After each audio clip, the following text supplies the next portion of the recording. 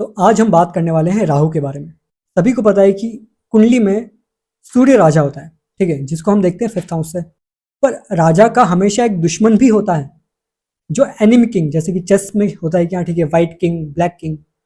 उसी तरह से सूर्य जो राजा है, फिफ्थ हाउस जो रूल करता है, उसके बिल्कुल सामने वाला इसका एनिमी राजा, मतलब कि एनिमी आप कह सकते हो कि हाँ, एनिमी किंग, जो कि है राहु। 11th हाउस का सब लॉर्ड राहु होता है, ठीक है। 11th हाउस, ये जो 10th और 11th हाउस है, ये एक्चुअली वैसे तो सैटर्न के हैं, बट 11th हाउस में राहु भी रूल करता है, क्योंकि इच्छाओं का भाव है, डिजायर्स का भाव है। राहु एक ऐसा ग्रह है जो आपको तमोगुणी चीजों में आपको एक्ट करवाता है। मतलब कि आप देखना, जब आप सो रहे हो, मतलब कि जो सोना होता है वो तमोगुणी एक एक्ट होता है, ठीक है। और जब आप उठ जाते हैं या फिर आप बिल्कुल फ्रेश फील करते हैं, वो आपका सतोगुणी एक्ट होता है। तमोगुण में जब भी आपको कोई उठाने आएगा, तब आप बिल्कुल सबकॉन्शियसली आप एक्ट करते हो।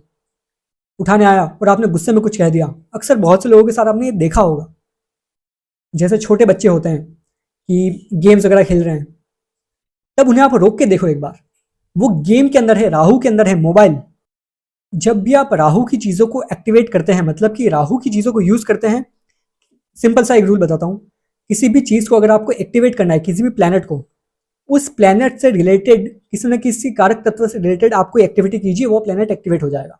मतलब मान लीजिए मंगल को एक्टिवेट करना है, तो एक्सरसाइज कर ली। एक्सरसाइज नहीं कर सकते, बॉडी की मसाज कर दी, मंगल एक्टिवेट हो जाता है। हर एक तरह का इस तरह से रूल होता है। तो जब भी आप किसी भी टेक्निकल डिवाइस को आप यूज कर रहे हैं, तो उस वक्त आप अपने राहु को एक्टिवेट कर रहे हैं। अब जैसा कि मैंने बताया, राहु राजा है, किंग ऑफ कलयुगा, और यही हमारी सीरीज भी है। इस सीरीज में राहु से रिलेटेड आपको हर एक बात बताई जाएगी, और ये वीडियो है, इस वीडियो से आपको ऐसे नई नई चीजें पता चलेगी राहु के बारे में, जो शायद आपको अभी तक यूट्यूब पे ना बताई गई हो, या फिर आपने सुनी ना हो, देखी ना हो। क्योंकि हर एक प्लेनेट को समझाने का अलग अलग तरीका होता है, हर एक टीचर का। मेरा तरीका इस तरह से होगा, आप देखते रह जाएंगे।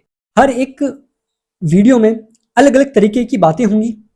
किसी भी पर्टिकुलर हाउस को कवर नहीं किया जाएगा कि राहु इस हाउस में कैसा है, राहु इस हाउस में कैसा है, बिकॉज राहु एक इतना वाइड प्लेनेट है, इतना एक्सट्रीम प्लेनेट है कि किसी एक वीडियो में उसे समझाना पॉसिबल ही नहीं है।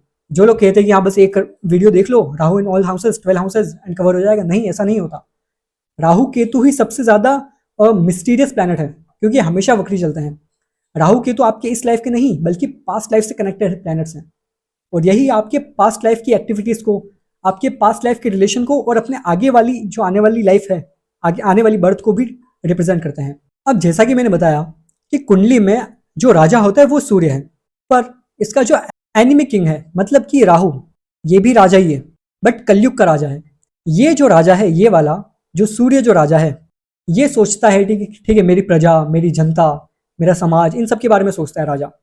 अगर आप लोगों ने बाहुबली देखी हो, तो उसके अंदर वही कि हाँ, बाहुबली और उसका जो भाई था, तो बाहुबली सोचता था ठीक है, हाँ उसे राजा की चिंता करनी है, मतलब कि प्रजा की चिंता करनी है, उन्हें बचाना है। बट ये जो राहु है दूसरा वाला, ये किसी के बारे में नहीं सोचता। ये अपनी जनता के बारे में भी नहीं सोचेगा, ये ना ही अपने गुरु के बारे में सोचेगा, ये किसी के बारे में नहीं सोचता। ये चाहता है अपनी इच्छाओं की पूर्ति, अपनी जो जीत चाहता है ये बस। इसलिए 11th हाउस आपकी इच्छा पूर्ति का है, आपकी इच्छाओं का है। राहु इसको रूल करता है। सूर्य के साथ मान लीजिए कि किसी का मंगल बैठा हुआ है, मान लेते हैं, ठीक है, शॉर्ट में बताता हूं बिल्कुल। सन प्लस मार्स, अब ये क्या करेगा, दोनों फायरी प्लैनेट्स हैं, ठीक है, दोनों फायरी प्लैनेट्स हैं। तो यहां पर इंसान के अंदर ठीक है गुस्सा होगा, थोड़ा सा इगोइस्टिक हो सकता है, जल्दी गर्म हो जाता हो। बट ये सूर्य और मंगल एक लिमिट तक गुस्सा रखता है, अंदर दबा के रखता है।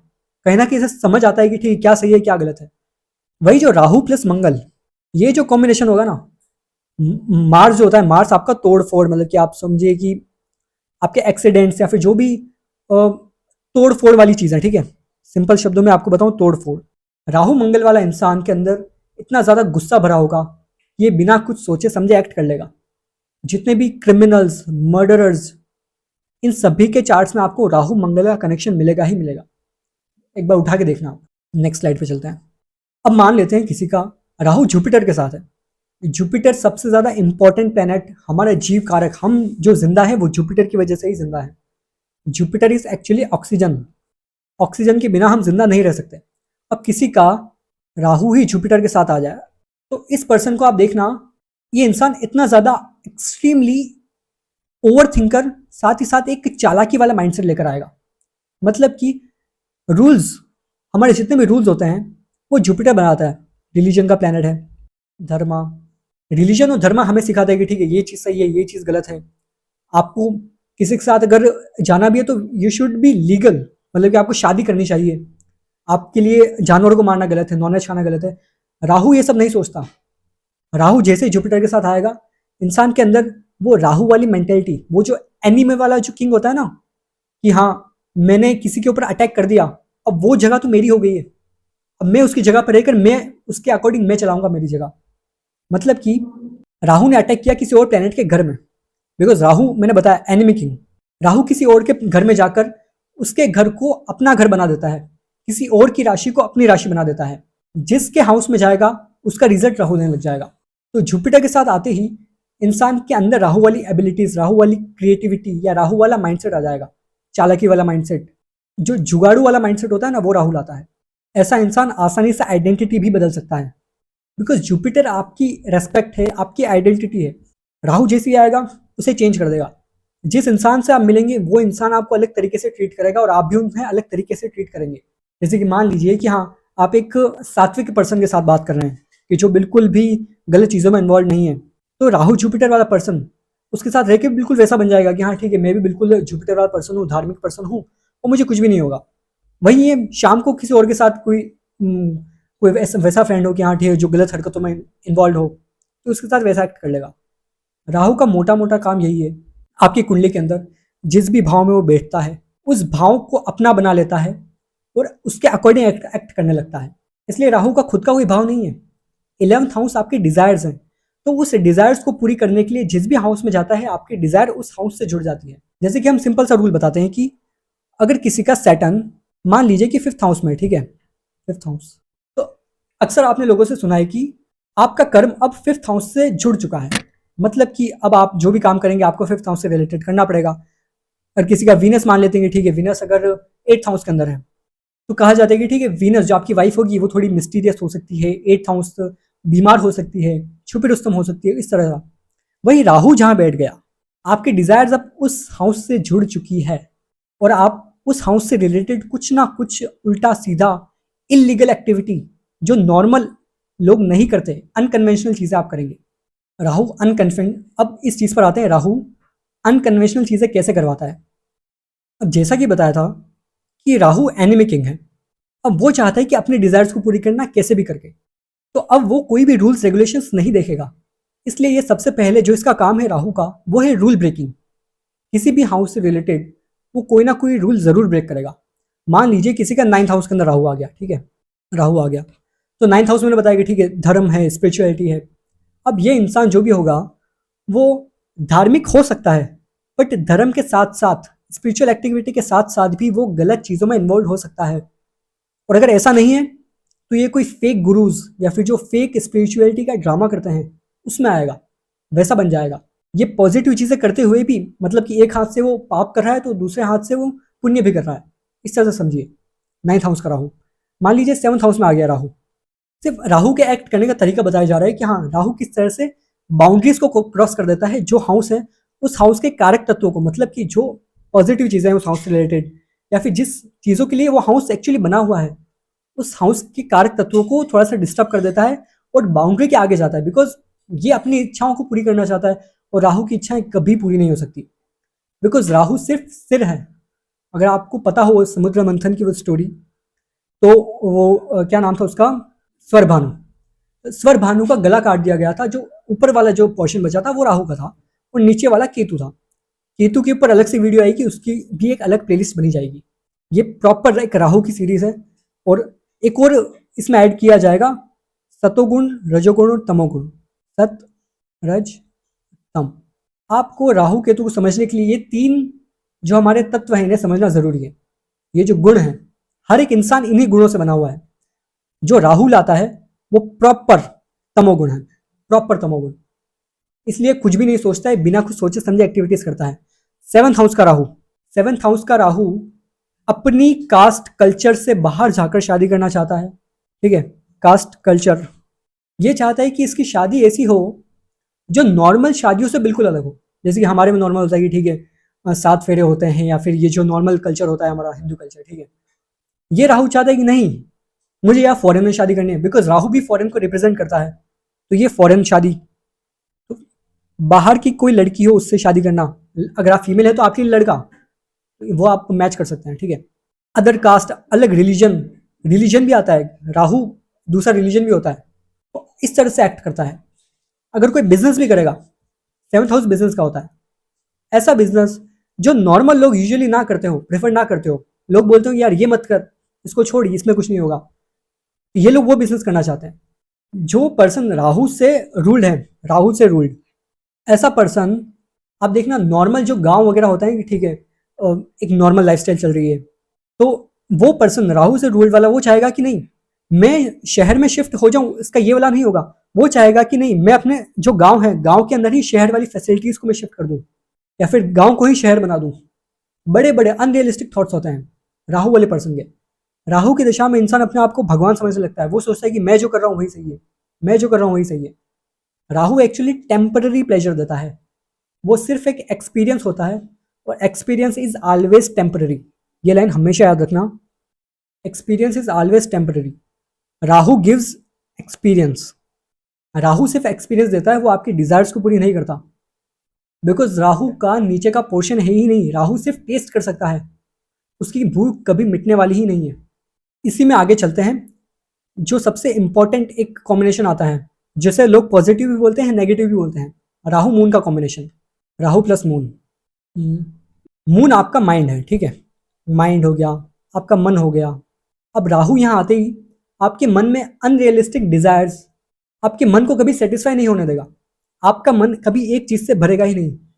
लोगों को ऐसी, जो लोग इस कॉम्बिनेशन के साथ होते हैं, ऐसे लोगों को किसी ना किसी चीज का एडिक्शन भी हो सकता है। और वो चीज कौन सी होगी, जहां राहु होगा, या राहु वाली कोई पर्टिकुलर चीज, जैसे फोन का एडिक्शन मान लो, या जहां पर राहु बैठा हुआ है वहां पर, इलेक्ट्रॉनिक चीजों का, इलेक्ट्रॉनिक डिवाइसेस का, इन लोगों का एडिक्शन होता है। ऐसे लोग अक्सर कंफ्यूज देखे गए हैं, बिकॉज राहु मून का कॉम्बिनेशन एक्चुअली आपका मर्क्यूरी खराब कर देता है। मतलब कि आपकी जो बुद्धि है, जो आपका थर्ड हाउस और सिक्स हाउस मर्क्यूरी को रूल करता है, मतलब मर्क्यूरी ने रूल करता है थर्ड हाउस और सिक्स हाउस को, तो यहाँ पर आपका मर्क्यूरी, आपकी इंटेलिजेंस थोड़ी सी कमजोर हो जाती है राहु मून के कॉम्बिनेशन से। मर्क्यूरी से और याद आया, मर्क्यूरी को कैसे अफेक्ट कर रहा है ये, राहु सबसे अच्छा वर्क करता है थर्ड और सिक्स हाउस में। ये जो आपका हाउस है थर्ड हाउस और सिक्स हाउस, बिकॉज राहु की एक्चुअली सूर्य और चंद्र से दुश्मनी है। अगर आपको समुद्र मंथन की स्टोरी भी याद हो, तब भी यही था कि राहु एक्चुअली बैठा हुआ था सूर्य और चंद्रमा के बीच में, और वहां पर ही राहु, चंद्रमा और सूर्य ने बता दिया था कि हाँ राहु एक्चुअली बैठा हुआ, ये जो असुर है स्वर भानु वो असुर है। तो तब से राहु की दुश्मनी है चंद्रमा और सूर्य से। तो इसलिए सबसे अच्छा जो एक्ट करता है राहु, वो सूर्य और चंद्र के आसपास वाले घरों में। ये सन का हाउस है सिक्स हाउस, सन और मून के आसपास वाले जो हाउसेस है, ये जिसको मैं व्हाइट से मार्क कर रहा हूँ, थर्ड और सिक्स हाउस में राहु बहुत अच्छा काम करता है। थर्ड हाउस का राहु, आप देखना ऐसा इंसान एक्सट्रीमली मेहनत करने वाला होगा। Third house Rahu, Rahu moon के कॉम्बिनेशन को भी कवर करते हैं अच्छे से, बट एक बार राहु के वर्किंग को समझा रहा हूँ, बिकॉज थर्ड हाउस आपकी करेज का होता है, ठीक है, करेज का, हार्डवर्क का।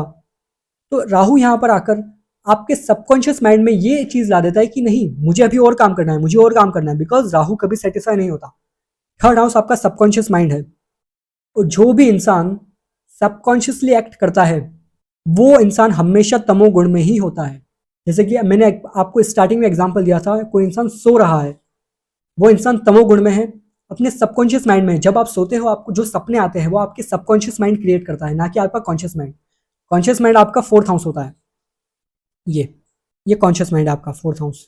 वाइट शायद दिखे ना, बट मोस्ट प्रोबेबली दिख जाएगा यहाँ पे। तो यहाँ पर राहु बहुत अच्छा वर्क करता है, क्योंकि मर्क्यूरी को ट्रैप कर लेता है। मर्क्यूरी एक छोटा बच्चा है, राजा और रानी तो बड़े, एक तरह समझो कि हाँ किसी एक एनिमी राजा को सामने वाले किंग के ऊपर अटैक करना है, तो वो डायरेक्टली राजा और रानी को अटैक नहीं कर सकता, वो सबसे पहले छोटे बच्चे के ऊपर अटैक करेगा, उसे अपने ट्रैप में लेगा मर्क्यूरी को। मर्क्यूरी छोटा बच्चा है, किड, ठीक है।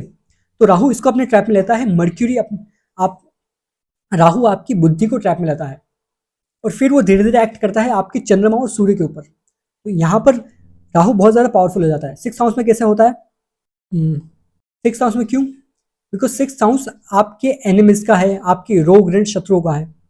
अब यहाँ पर इंसान भले अगर बीमार भी होगा ना, या फिर कोई इसको रोग भी होगा, कोई डिजीज भी होगी, फिर भी ऐसा इंसान काम करता रहेगा। बिकॉज ये जो सेकंड हाउस, 10th हाउस और ये 6th हाउस, ये जो त्रिकोण है, ये अर्थ त्रिकोण है।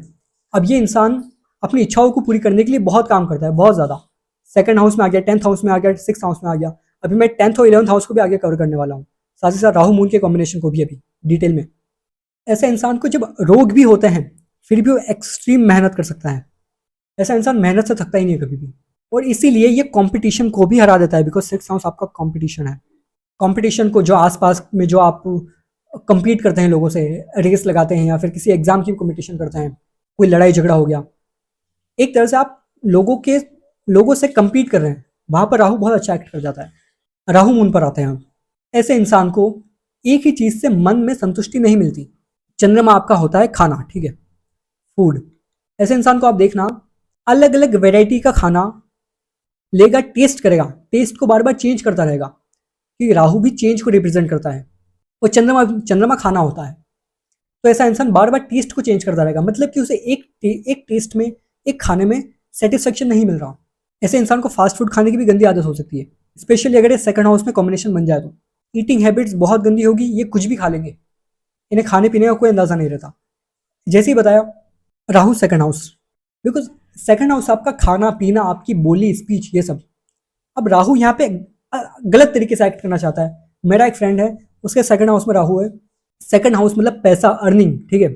अर्निंग 11th हाउस से होती है, डिजायर्स, ठीक है, 11th हाउस से होती है। बट सेकंड हाउस जो आपका सोर्स होता है, आपका जो एक्यूमुलेशन होता है पैसों का, उसका मैक्सिमम जो पैसा है वो दारू के ठेकों से, या फिर आप समझ लीजिए कि ये जो गलत काम वगैरह होते हैं, ठीक है, स्मोकिंग, इन चीज़ों से इसका पैसा यहाँ से आता है। सेकंड हाउस राहु है इसका। किसी भी हाउस में राहु हो, वहां पर कुछ ना कुछ उल्टा सीधा हरकत करेगा ही करेगा इंसान। किसी का मान लीजिए कि 8th हाउस में आ गया राहु, ये किसी ना किसी तरीके से अंडर वर्ल्ड के लोगों से कहीं ना कहीं कनेक्टेड होगा। अगर वहां नहीं होगा, कोई तंत्र मंत्र से जुड़ा होगा, इसमें नहीं तो इसके ऊपर खुद तंत्र मंत्र लगते होंगे आसानी से, क्योंकि राहु जहां भी जाएगा वहां इसी तरह से एक्ट करेगा।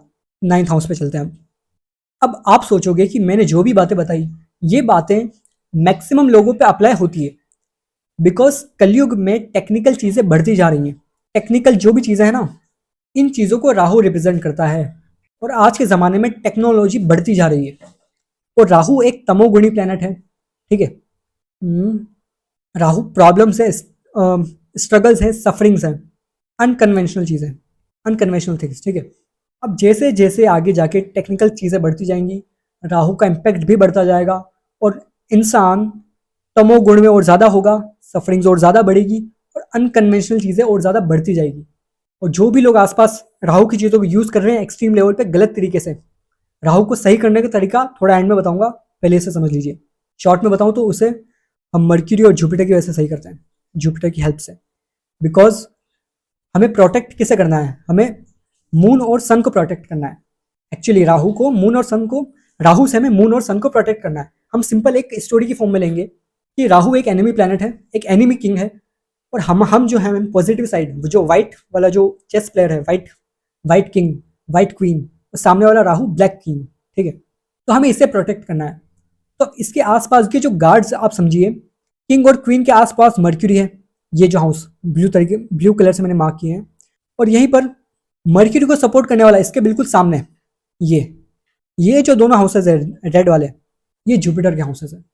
और सिर्फ इन्हीं प्लैनेट्स को, मर्क्यूरी और जुपिटर की हेल्प से ही हम राहु को सही कर सकते हैं। बाकी और कोई तरीका नहीं है राहु को सही करने का, और इसको किस तरह से सही करना है ये एंड में बताऊंगा, और बीच बीच में भी मैं बताता रहूंगा कि इसको इस तरह से करना है। वापिस आते हैं तमोगुण, सफरिंग्स एंड अनकन्वेंशनल थिंग्स में। अभी वर्ल्ड वॉर की सिचुएशन चल रही है, लोगों के पास मतलब कि जो कंट्रीज है मिसाइल्स लॉन्च कर रही हैं, ड्रोन्स वगैरह, सब अटैक्स वगैरह हो रहे हैं, सारी टेक्निकल चीज़ें राहु की वजह से हैं। लोगों के मन में सफरिंग्स बढ़ती जा रही हैं, पहले नॉर्मल थी, इतनी ज़्यादा नहीं थी। लोग मेंटली फ्रस्ट्रेट हो रहे हैं, लोग मेंटली परेशान हो रहे हैं। आजकल जितनी भी चीज़ें चल रही हैं, उल्टी सीधी कुछ ना कुछ हर एक चीज़ में मिलावट हो रही है। खाने पीने में मिलावट, राहु। नॉर्मली हम केमिकल्स वगैरह नहीं कंज्यूम करते हैं, बट खाने को प्रिजर्व करने के लिए उसके अंदर प्रिजर्वेटिव्स मिलाए जाते हैं, वो प्रिजर्वेटिव्स राहु हैं, ठीक है। तो प्रिजर्वेटिव्स राहु हैं। जितनी भी नकली चीज़ें हैं, जब आप मूवी भी देखते हैं ना, तो मूवी में भी राहु का यूज़ होता है। जब आप वहाँ पर जाते हैं cinema hall, then you will see कि ठीक है, ये आपकी स्क्रीन होती है और आसपास का पूरा, ये पूरा ब्लैक कर दिया जाता है, ठीक है, ये पूरा पोर्शन ब्लैक होता है एंड आपका फोकस प्रॉपर सिर्फ एक मूवी पर होता है कि ठीक है मूवी चल रही है, ठीक है, ये जो भी मूवी चल रही है, आपका फोकस बिल्कुल मूवी के ऊपर डाल दिया जाता है, आसपास बिल्कुल राहु की चीज़ें क्रिएट कर दी जाती है, ब्लैंक कर दिया जाता है आपको, आपको एक अलग इल्यूजन में डाल दिया जाता है कि हाँ आप मूवी देख नहीं रहे, आप मूवी जी रहे हैं, ताकि आपको आसपास की रियलिटी ना दिखी जाए। तो ये वो काम करता है। आगे चलते हैं, राहु को सही करने का तरीका, रेमेडी पोर्शन, जिसके लिए सभी एक्चुअली डिज़ायर करते हैं कि हाँ बताई जाए रेमेडी पोर्शन।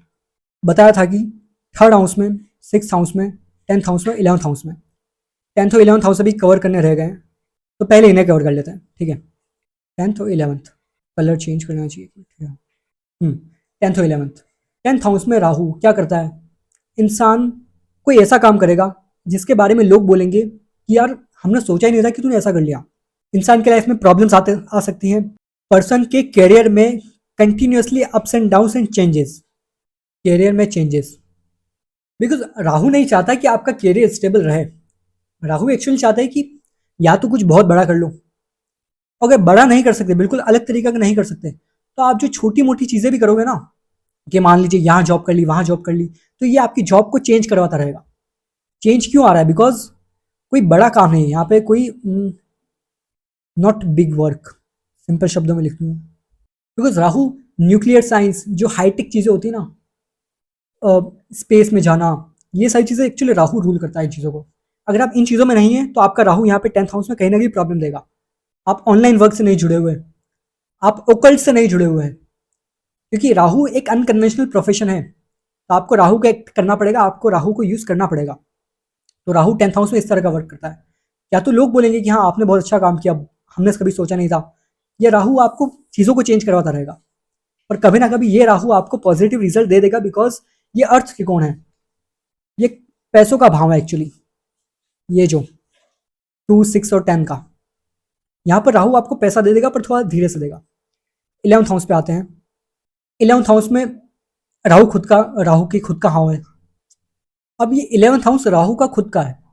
11th हाउस आपका होता है मास का, सोसाइटी का, मास पब्लिक सोसाइटी, ठीक है। राहु यहाँ पे आएगा, राहु तो राजा है ना, राहु तो अपनी वाहवाही सुनना चाहता है। 11th हाउस का राहु आप देखना, कोई ना कोई पर्सन ऐसा जो भी आपकी लाइफ में है 11th हाउस राहु वाला, उस पर्सन को किसी एक पॉइंट पर लोग हमेशा जानते होंगे। मेरा एक फ्रेंड है, ठीक है, उसके 11th हाउस में राहु है। वो इंसान कॉलेज में आते ही उसने पता है क्या किया था, वो अलग अलग जितने भी ग्रुप्स होते थे ना, dance group, music group, poetry वाला जो ग्रुप होता है, और कोडिंग वाला ग्रुप, ये सभी में अच्छा परफॉर्म करता था।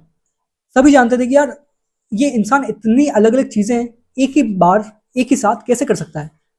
तो राहु यहाँ पर फेम देता है, राहु आपको रिकॉग्नाइजेशन देता है, बिकॉज राहु यहाँ पे 11th हाउस अपना खुद का घर है ना, यहाँ पे खुद का घर है राहु का, सेल्फ हाउस, ठीक है, 11th हाउस। अब राहु का अपने घर में तो बोलबाला हो गई ना, राहु को यहाँ सब लोग जानेंगे, तो 11th हाउस का राहु अच्छा होता है, आपके डिजायर्स को एक्सपीरियंस करवाता है, फुलफिल नहीं करवाता, फुलफिल कभी नहीं करवाता। 11th हाउस का राहु और भी यहाँ पे चीज़ करवाता है, ठीक है। यहाँ पर अगर मान लीजिए केतु आ जाता है, वैसे केतु वाला टॉपिक में कवर कर लेंगे, पर ऐसे इंसान का नेम फेम बहुत ज़्यादा होता है, मतलब एक पर्सन को सभी लोग जानते हैं, तो people try to approach him, मतलब people afraid to approach him. ऐसे इंसान से लोग रिलेशनशिप में नहीं आना चाहते, बिकॉज सामने केतु है, 5th house Ketu, love relationship में प्रॉब्लम्स, बाधाएं, तो ऐसा इंसान रिलेशनशिप में नहीं आ पाता चाह के भी। इसके अगर ये आता भी है तो मिनिमम 3 ब्रेकअप्स के बाद आता है। तो एक सिंपल से प्रेडिक्शन यहाँ पे 10th हाउस 11th हाउस से हो गई। अब हम चलेंगे रेमेडीज पे, एक्चुअल रेमेडीज, ठीक है। रेमेडीज सिंपल, ऐसा नहीं है कि हाँ मैं ठीक है कोई रेमेडी ऐसे दे दूँ और आप फॉलो कर लेंगे, नहीं, लॉजिकल रेमेडीज है। आपको यूज करना है इन हाउसेस को। मर्क्यूरी रूल करता है 3rd हाउस और 6th हाउस, जुपिटर रूल करता है 9th हाउस और 12th हाउस। ये जो 2 प्लैनेट्स हैं ये हमारे नॉलेज के प्लैनेट्स हैं, तो राहु को हराने का सिर्फ एकमात्र उपाय है, वो है नॉलेज, ज्ञान, जो कि मर्क्यूरी और जुपिटर से आता है। हालांकि वीनस भी गुरु है, पर वीनस असुरों का गुरु है, इसलिए हम वीनस को भी यहाँ पे इंक्लूड नहीं करेंगे। राहु वीनस एक्चुअली उसके डिजायर को और ज्यादा बढ़ा देता है, इसलिए यहाँ पे मर्क्यूरी और जुपिटर चाहिए जो कि देवताओं वाली साइड पे आते हैं। तो यहाँ आपको सबसे पहले आपका मर्क्यूरी, आपका सबकॉन्शियस माइंड और आपका सिक्स्थ हाउस, जो आपकी daily daily work, daily habits, वो आपके सिक्स्थ हाउस से देखी जाती है। और थर्ड हाउस आपका सबकॉन्शियस माइंड। आपको इन चीज़ों को और आपके इंटेलिजेंस, मर्क्यूरी इंटेलिजेंस, ठीक है, इंटेलिजेंस, लॉजिक, इन्हें यूज़ करना होगा। जब भी आप किसी पर्सन को देखोगे कि हाँ बहुत ज़्यादा तमोगुण में आ रखा है, राहु की चीज़ों में इंडल्ज्ड है, राहु की जितनी भी चीज़ें गलत चीज़ें, तब आप देखना इंसान का इंटेलिजेंस और लॉजिक काम नहीं करता। इंसान इंटेलिजेंट बातें सुनना ही नहीं चाहता, लॉजिक सुनना ही नहीं चाहता। तो इंसान को सबसे पहले क्या करना होगा, राहु वाली चीज़ों को हटा के उसे नॉलेज, इंटेलिजेंस देना पड़ेगा, उसे समझाना होगा, प्रैक्टिकल चीज़ें बतानी पड़ेगी। और ये चीज़ें धीरे धीरे टाइम के साथ होगी, बिकॉज सबकॉन्शियस माइंड बहुत ज़्यादा टाइम लेता है सीखने में। और वही बिल्कुल सामने जो हमारा आता है जुपिटर, ऑनेस्टी, रूल्स, रिलीजन, भाग्य, ऐसे पर्सन को एक गुरु बनाना बहुत ज़रूरी है, बिकॉज एक गुरु ही एक राहु को कंट्रोल कर सकता है। बिना गुरु का राहु ऐसा समझ लीजिए एक शैतान है जिसके पास कोई डायरेक्शन नहीं है, वो सिर्फ तबाही मचाने आया है। पर अगर गुरु उसे कंट्रोल कर ले तो ये राहु बचाया जा सकता है, इस राहु का पॉजिटिवली यूज कर सकते हैं। जैसे कि आजकल आप देखेंगे इतने सारे जो भी रिलीजियस मोमेंट्स हैं, सभी टेक्निकल चीज़ें यूज करते हैं, लाइटिंग, कैमराज, ठीक है, यूट्यूब पर सभी के लेक्चर्स वगैरह आते हैं, but they are using this technical things for a purpose, to serve the guru, to serve the Jupiter. वो ज्ञान को फैलाना चाहते हैं। आपको स्पिरिचुअलिटी में आना पड़ेगा कि जुपिटर वो करवाता है। अगर आप स्पिरिचुअल नहीं बन सकते, एटलीस्ट मर्क्यूरी को यूज कीजिए। मर्क्यूरी, मैथ्स, लॉजिक, इन चीज़ों को आप जैसे जैसे प्रैक्टिस करेंगे ना कि हाँ मैथ्स के प्रॉब्लम्स आप सॉल्व कर रहे हैं, मैथ्स इज आल्सो केतु, आप मैथ्स को सॉल्व कीजिए। बहुत अच्छी रेमेडी है राहु राहु को सही करने की। मैथ्स को, जो लॉजिकल चीज़ें होती हैं उन्हें आप सॉल्व करेंगे ना, अब अपने आप आपका माइंड सबकॉन्शियसली सही होता जाएगा, पॉजिटिव होता जाएगा, और राहु का इफेक्ट धीरे धीरे कम होता जाएगा। क्योंकि लॉजिक से इंसान सोचेगा कि हाँ हम जिस भी चीज़ के पीछे भाग रहे हैं, क्यों भाग रहे हैं, क्योंकि राहु तो एक्चुअली फेक डिजायर्स है। राहु हमारा फेक एक मोटिव है कि राहु सेवंथ हाउस में जा रहा है तो मुझे कोई अलग तरीके की शादी करनी है। राहु अंदर से डिजायर आता है कि हाँ ठीक है, मैं चाहता हूँ कि नहीं मेरी शादी कास्ट से बाहर हो, कास्ट से बाहर हो। या फिर राहु हाँ सेवंथ हाउस में 2 शादियां भी करवा देता है, क्योंकि राहु राजा है और राहु चाहता है कि ठीक है नॉर्मल चीज़ों में वो एडजस्ट ना करे। तो राजा एक्चुअली ठीक है 2-3 शादियां भी कर लेता है, तो राहु ये भी करवा सकता है आपसे। पर मर्क्यूरी को सही करके इंटेलिजेंस लाके आप देखेंगे कि ठीक है क्या शादी करना इस तरह से सही है या नहीं। जुपिटर, गुरु की, अपने बड़ों की बातें मानकर आप समझेंगे कि क्या वो चीज़ें सही हैं या नहीं। इंपॉर्टेंट एक लास्ट, अगर आपको शॉर्ट में चाहिए हो, वर्शिप, वर्शिप माँ सरस्वती, बिकॉज सरस्वती ज्ञान की देवी हैं। अगर आप इन्हें वर्शिप करते हैं तो आप अपने जुपिटर को बल दे रहे हैं, आप अपने ज्ञान को बढ़ा रहे हैं, आप अपने 9th हाउस को सही कर रहे हैं, और धीरे धीरे ऐसे ही आपका राहु सही होने लग जाएगा। आपको कुछ चीज़ें ध्यान रखनी है कि सुबह उठते ही आपको फ़ोन ना लें आप, एक मॉर्निंग इज सतोगुण, और यहाँ पर आपको राहु को यूज़ नहीं करना है। सुबह एटलीस्ट उठते ही आप आधा घंटा 1 घंटे के लिए फ़ोन को हाथ ना लगाएं, राहु मच बेटर रिजल्ट्स आपको देने लगेगा। लेट नाइट तमोगुणी होती है, लेट नाइट तमोगुण, ठीक है, तो यहाँ पर भी आपको राहु को यूज़ नहीं करना है, बिकॉज तमोगुण में इंसान तमोगुणी चीज़ों को यूज़ करके उल्टा और ज़्यादा गलत चीज़ों में इंडल्ज हो जाता है। तो आपके डिज़ायर्स पूरी नहीं हो रही है, वो सिर्फ राहु आपको टेम्परेरी एक्सपीरियंस दे रहा है और वो आपको खोखला कर रहा है अंदर से। राहु को समझने का सिंपल मतलब यही है कि राहु कलयुग का राजा है और वो सिर्फ अपनी फेक एक्सपीरियंस को पूरा करना चाहता है, वो आपकी इच्छाओं को पूरी नहीं कर रहा, क्योंकि आपकी एक्चुअल इच्छा केतु है। कुंडली में पहला नक्षत्र केतु का होता है, आपकी शुरुआत केतु से हुई है। जो 12th हाउस होता है उसको भी केतु सबलॉर्ड, मतलब केतु सबलॉर्ड होता है, 8th हाउस का भी और 12th हाउस का भी। केतु बहुत अच्छा काम करता है, पर ये जो 11th हाउस है ये एक्चुअली प्रॉब्लम क्रिएट करता है, और हमारी इच्छाएं ही हमारा सबसे बड़ा दुश्मन है। इंसान इच्छाओं को पूरा करने के लिए क्या क्या कर जाता है, जैसे कि आपने मूवीज वगैरह देखी होगी कि इंसान अपनी इच्छाओं को पूरा करने के लिए अपना घर बार सब कुछ छोड़ दिया, पता नहीं क्या क्या कर दिया, फिर देश वेश तबाह कर दिया, फिर जो कुछ भी, अपने दोस्तों को धोखा दे दिया। ये सारी चीज़ें राहु करवाता है। इच्छाएं, और इच्छाओं को कंट्रोल में लाना है तो सबसे पहले लॉजिक समझिए, मर्क्यूरी को यूज़ कीजिए, ज्ञान लीजिए, जुपिटर को यूज़ कीजिए।